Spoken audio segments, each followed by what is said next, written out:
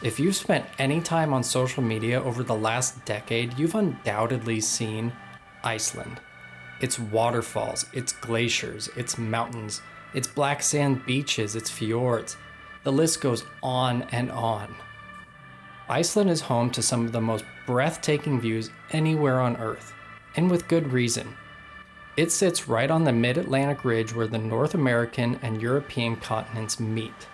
The island was formed thanks to the violent interaction between those two tectonic plates, which has shaped the beautiful and unbelievable scenery that we see today. No matter where you go on the small island nation, you're bound to see something magnificent. I started my journey off in the most popular area, the South Coast.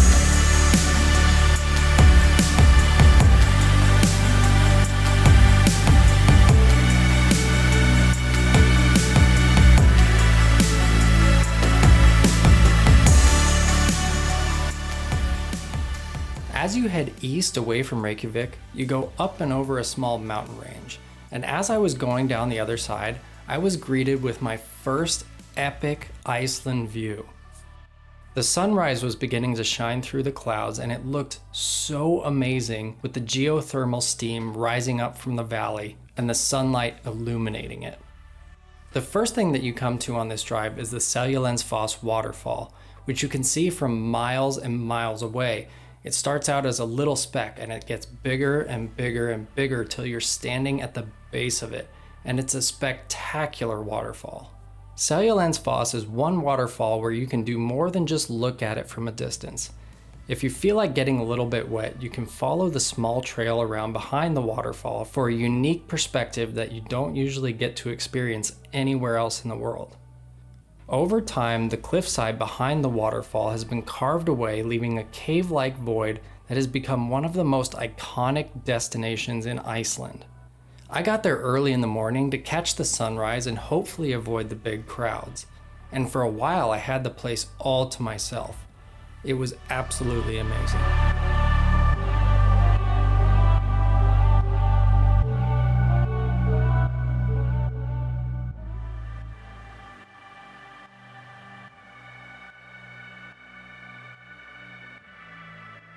One thing that you'll find out very quickly in this part of Iceland is that you don't have to go far for the next unbelievable view. They're just around the corner. Just a few minutes down the road from Seljalandsfoss is the famous Skogafoss Waterfall.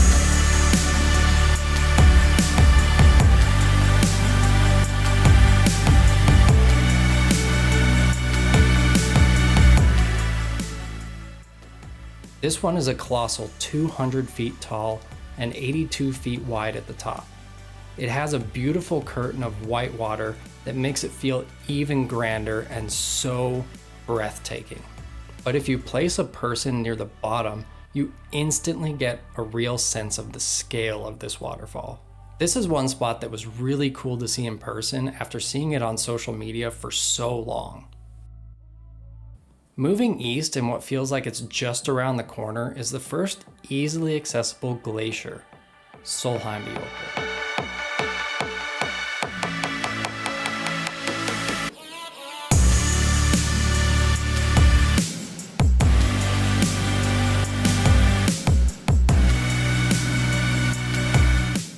When you leave the parking lot and follow the trail around the hillside, you instantly feel the rush of refreshing cold air blowing off the glacier. Right at the foot of the ice is a calm lagoon where you can see small icebergs floating that have calved off over time. Unlike the tidewater glaciers of Alaska that are constantly calving into the ocean and making a lot of noise and big waves, these glaciers are calm and almost relaxing with the occasional deep pop and crack coming from the ice. As I carried on down the coast, I began to see the big cliffs and sea stacks that were hanging out into the ocean. Dyrhólaey is a 400-foot tall peninsula that sits high above the ocean and has unbelievable views of the endless black sand beach and Reynisfjara. It also has a large archway that has been cut out of the volcanic rock over centuries and millennia. In the summer, Dyrhólaey is one of the best places to see puffins. Unfortunately, this time of year, they'd already headed to warmer climates. As you look east down Reynisfjara Beach, you can see the popular Reynisdrangar Cave, which is surrounded by big gray hexagonal basalt columns that everyone loves to climb on for a photo op. And only a couple hundred yards down the beach from there are a couple of large and very impressive sea stacks that look spectacular with the waves crashing on them.